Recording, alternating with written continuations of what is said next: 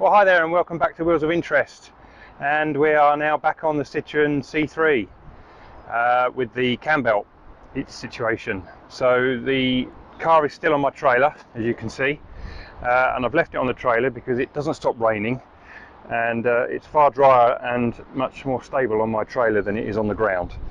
And it's actually at my own home address right now, so what I'm trying to do is just trying to do an appraisal on the engine. So I'm going to change the cam belt and see what happens, and then from there decide what I'm going to do next. So it stayed on the trailer all this time, almost a month. The trailer has been jacked up, so I've saved the springs a bit in case anyone's worried. But yeah, the idea is to do an appraisal. Once I get an idea of where I am with it, then I'll get it off the trailer. I didn't want to roll it off the trailer and then it'd be stranded here. So do the appraisal, change the cam belt, do the appraisal of the engine, see where we go next. Probably going to have the head off, but I want to know how bad it is first. If I'm really lucky, then yeah, it might actually be just to change the cam belt. I don't think so somehow. Still, let's have a go.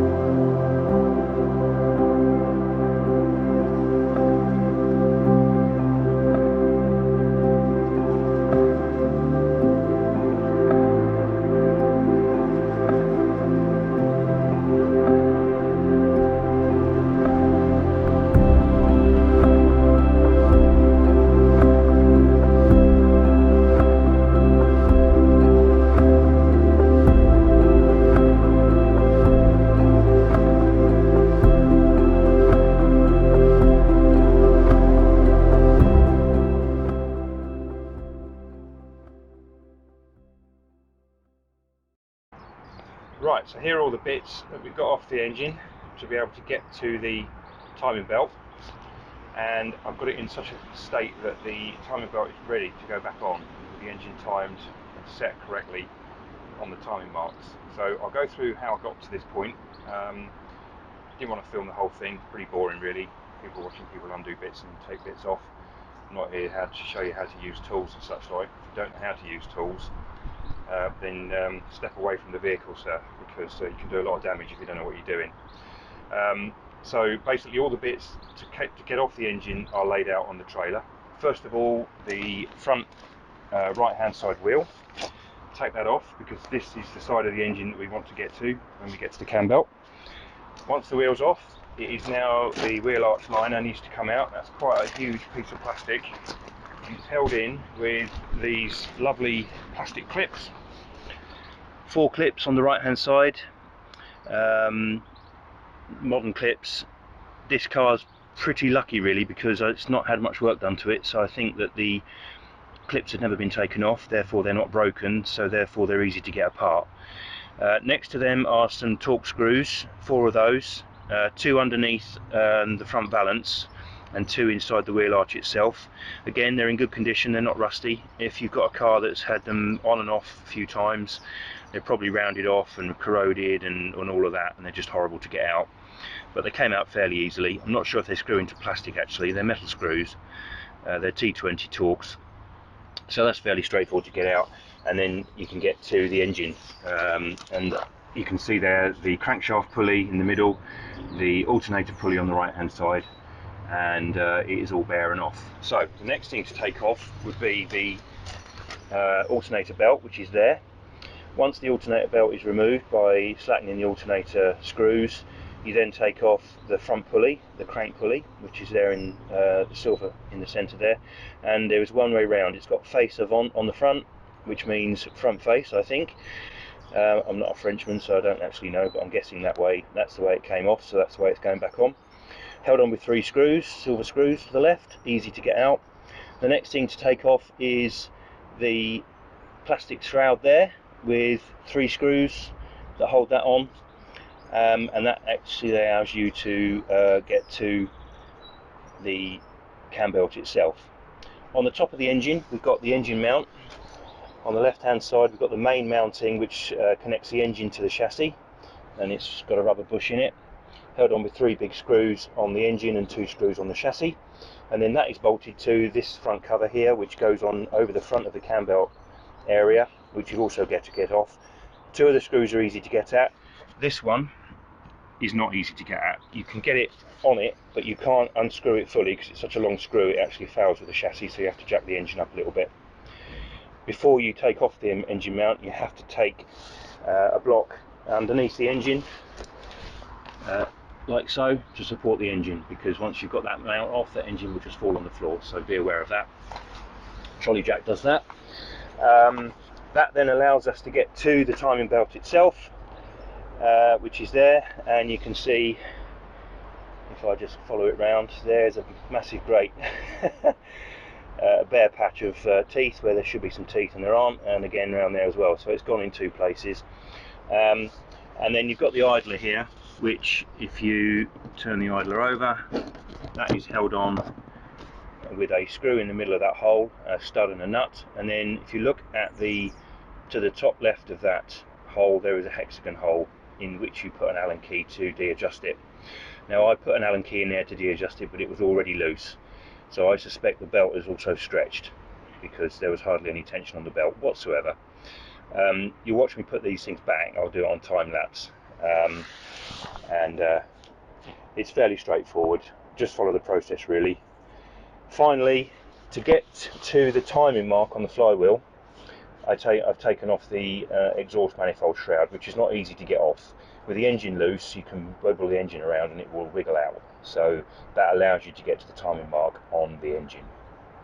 So that's all the parts you need to take off to get to the cam belt itself. I haven't done anything else yet. I haven't taken the rocker cover off or anything else. All I've done is time the engine, ready to put the new belt on. So that's the next job. First timing mark is on the camshaft wheel itself, this top one here, and in the front of the camshaft there is a hole. There's only one hole, it's an 8mm hole, give or take, and it corresponds with a hole in the cylinder head. Once you get those 2 lined up, you put in an 8mm stud or an 8mm drill bit just to hold that cam wheel so it doesn't turn, enough to be able to get the belt on. It's easy to turn by hand, you don't have to do anything else with a spanner or anything, it's easy to turn over, so that is locked in there. The other one is very difficult to see. That one is down behind the oil filter down there. Okay, now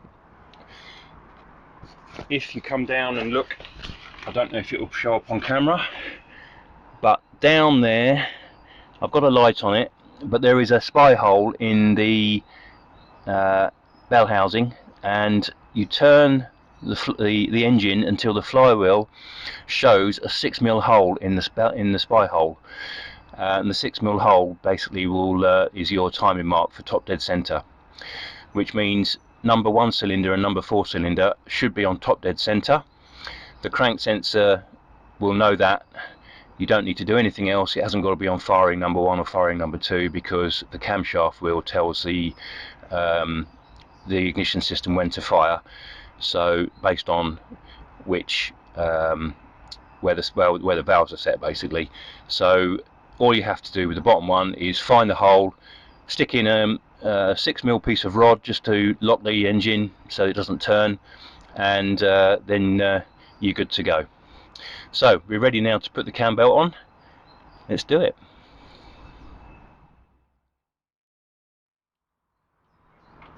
So there's been a development. The cam belt is on, which means the crankshaft and the camshaft are now linked together with the belt, and when I try and turn the engine, it just locks up solid. You get about, what, half a turn, and that's it. Quarter turn, and it stops. coupled with that, if I take the cam belt off, I did notice this earlier, if I take the cam belt off, I have no compression whatsoever on the engine. I can just turn the engine with no issues whatsoever. It's as if the plugs are taken out.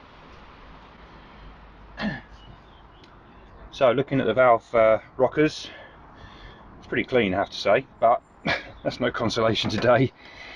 So if I turn the engine anti-clockwise,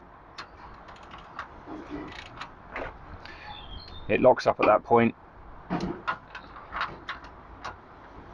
and you can hear it bump. It's bumping against something clearly that's protruding into the tops of the pistons. Now, because it ran momentarily when the belt was going, it could be that the pistons got holes in, because there is no compression on any one of the pistons, any one of the cylinders, sorry, not one. I can take the belt off and I can just turn it over by hand, almost as if there were no plugs in it. So there's no compression in any one of the cylinders at all. Not only that, if you go to this one here and look at the play on that rocker, there is absolutely no way that that valve is up where it should be. The gap between the valve rocker and the top of the valve stem should not be as big as that. That should be thousandths of an inch. That's more like quarter of an inch. And others are the same. There's another one there that's very similar, non-number 2 cylinder exhaust valves. These are along the front. It's the exhaust manifold along the front, all the exhaust valves. That one as well, that one's pretty wide, that gap there. That one's down at the moment. I suspect all of these valves are bent. They've all gone into the cylinder head and they're hitting the pistons.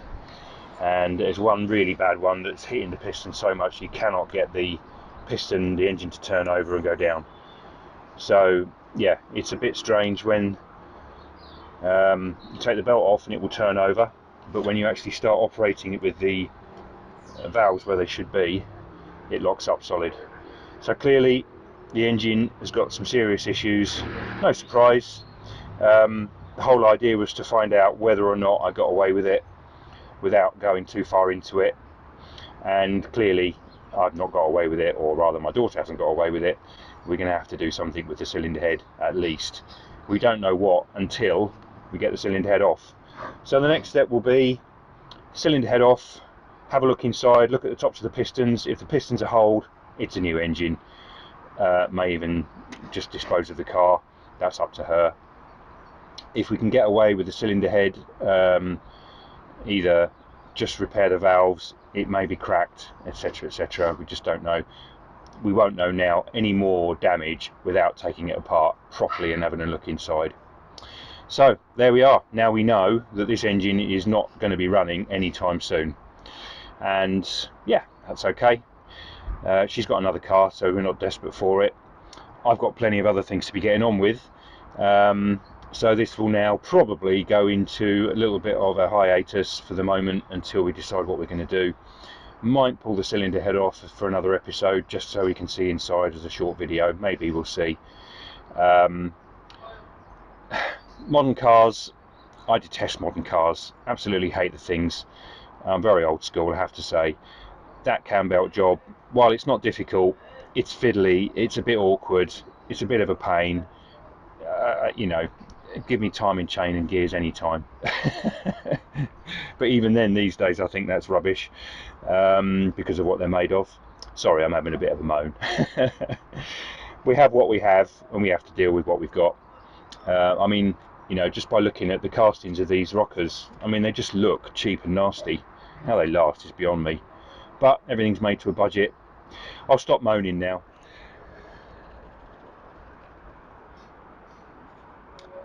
So, we have a knackered engine. If you like what you see, and you want to follow us on our mechanical adventures, then please like and subscribe. Not many of these jobs are going to be on Citroen C3s, I have to tell you now. You know, I don't like working on modern cars at the end of the day, but you know, it bit of entertainment perhaps. So I hope you enjoyed it. Maybe when we get to the cylinder head off, I'll do another episode just to show you the actual extent of the damage inside the engine. But for now, I'm going to call it a day, put it back together so at least I can transport it back to where it needs to be for now. Get the cylinder head off at some point, and yeah, catch you on the next one. Take care, and bye for now.